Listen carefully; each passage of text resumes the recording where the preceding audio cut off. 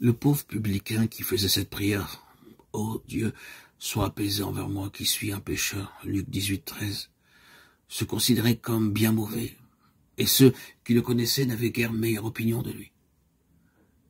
Mais il avait le sentiment de sa misère, et sous le poids de sa culpabilité, de son opprobre, il se présenta devant Dieu pour implorer sa miséricorde. Son cœur était ouvert à l'action de l'Esprit qui pouvait l'affranchir du péché. Par contre, la prière orgueilleuse du pharisien montre que son cœur était inaccessible à l'influence du Saint-Esprit. Vivant loin de Dieu, il n'avait pas le sentiment de sa propre souillure, ni de la perfection de la sainteté divine. Et ne désirant rien, il ne reçut rien.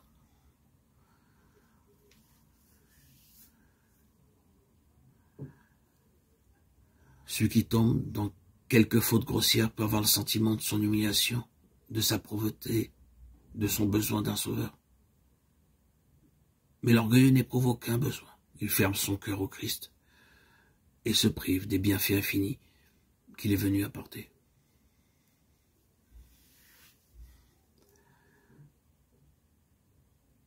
Si vous voyez votre état de péché, n'attendez pas d'être meilleur.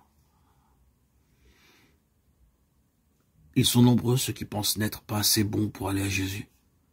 Pensez-vous devenir meilleur par vos propres efforts? Un Éthiopien peut-il changer sa peau et un léopard ses taches? De même, pourriez-vous faire le bien, vous qui êtes accoutumés à faire le mal? Jérémie 13, 23. C'est en Dieu seul qu'est notre recours. N'attendons pas que la conviction devienne plus forte ou que l'occasion soit plus favorable, ou bien encore que nous soyons moins mauvais. Nous ne pouvons rien faire de nous-mêmes. Il faut aller à Jésus tel que nous sommes. Mais que nul ne s'illusionne en pensant que Dieu, dans son grand amour, sauvera même ceux qui méprisent sa grâce. Seule la croix met en lumière le caractère excessivement odieux du péché. Que ceux qui prétendent que Dieu est trop bon pour rejeter les pécheurs portent leur regard sur le calvaire.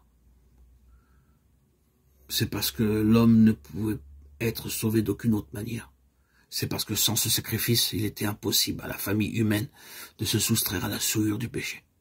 C'est parce que ne pouvait pas rentrer dans la communion des êtres saints et en possession de la vie spirituelle. C'est pour toutes ces raisons que le Seigneur a pris sur lui la culpabilité du transgresseur et qu'il a souffert à la place du pécheur. L'amour, les souffrances et la mort du Fils de Dieu témoignent de l'énormité du péché. Il déclare qu'il n'est pas possible de se soustraire à sa puissance et qu'il n'y a d'espoir d'une vie meilleure que par l'abandon de l'âme à Jésus-Christ, le seul et unique Sauveur, notre Rédempteur, Yeshua, Melech HaMashiach, Jésus-Christ, Roi Messie.